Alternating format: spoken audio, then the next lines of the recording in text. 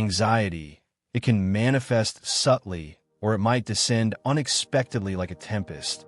Heart pounding, thoughts racing uncontrollably, a tightness gripping your chest.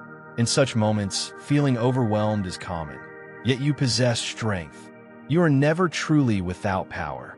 There are approaches you can take, not to combat your anxiety, but to create space for it and gently guide yourself back to tranquility. Here are 5 gentle techniques to help you alter your state when anxiety surfaces, rooted in mindfulness, self-awareness, and enduring wisdom. 1. Recognize without judgment. I am experiencing anxiety at this moment. The initial step isn't to flee the sensation, it's to accept its presence. We frequently resist anxiety, thinking, I shouldn't feel this, or there must be something wrong with me. However, anxiety, like any emotion, often intensifies when battled. So instead, attempt this. Pause and gently state to yourself, I am feeling anxious right now. And that is acceptable. You aren't defining yourself by the anxiety. You're merely observing it, much like a cloud drifting across the sky of your consciousness. This is known as mindful acknowledgement, the opposite of suppressing feelings. In Buddhism, the practice of Vipassana, or insight meditation, encourages observing every sensation, every thought, without attachment or resistance. As the Buddha suggested, whatever is experienced involves unease, but by perceiving it clearly, one finds liberation. You don't need to eliminate the anxiety. Simply recognizing it is the first gesture of self-kindness. 2. Anchor yourself in your body and breath. Anxiety often dwells in the future, in imagined catastrophes, events yet to unfold. But your physical body, your breath, they exist solely in the present moment. So bring your focus back. Sit comfortably, place one hand on your chest and the other on your abdomen. Inhale deeply, counting to 4, hold for 4, and exhale slowly for a count of 6. Sense the breath flowing within you like gentle waves. Allow your attention to settle into your body's rhythm.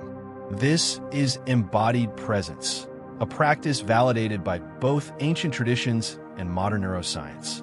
When you breathe with intention, your nervous system naturally starts to soothe itself. Your heart rate slows, your mind becomes quieter, and if thoughts intrude, that's perfectly normal. Just gently guide your focus back to the next breath. Your breath serves as your stable point amidst the storm. 3. Name the thought, but don't merge with it. Anxiety frequently weaves narratives in your mind. Something terrible will happen. I'm inadequate. What if this feeling never subsides? But here is the essential truth. You are not defined by your thoughts. You are the awareness observing them. So, when an anxious thought appears, try this technique. Say inwardly, I am noticing a fearful narrative, or that is the voice of anxiety. This creates distance between you and the thought, and that separation is vital.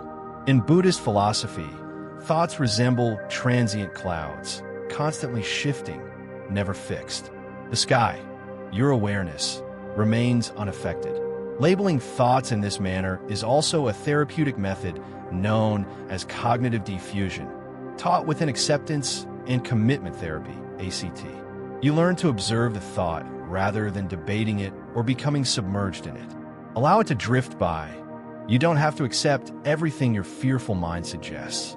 4th, alter your state through one gentle, deliberate action. Sometimes anxiety escalates because we feel paralyzed, caught in repetitive thought loops, endlessly analyzing.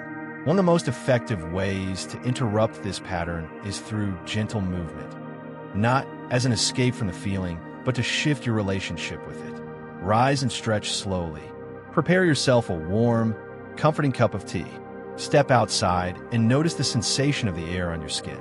Tidy a small area, like your desk drawer. Water your plants. Engage in one simple activity, but do so with complete mindfulness, full attention. In Buddhist monasteries, monks are trained to cultivate presence in even the most minor chores. Sweeping floors, preparing meals, folding robes. Each action transforms into a form of meditation. Let your chosen action be your anchor. Let it gently remind your nervous system, I am still present. I am secure. I am capable. 5. Conclude with self-compassion. Speak to yourself as you would to someone cherished. Lastly, and perhaps most crucially, conclude the experience with compassion. Anxiety isn't a flaw. It's your mind's attempt to safeguard you, though it does so loudly and imperfectly. So, as the intensity begins to subside, place your hand over your heart and offer yourself kind words. I am safe in this moment. I handled that as best as I could.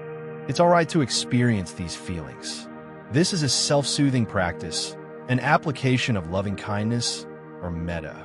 The Buddha taught, you yourself, as much as anybody in the entire universe, deserve your love and affection.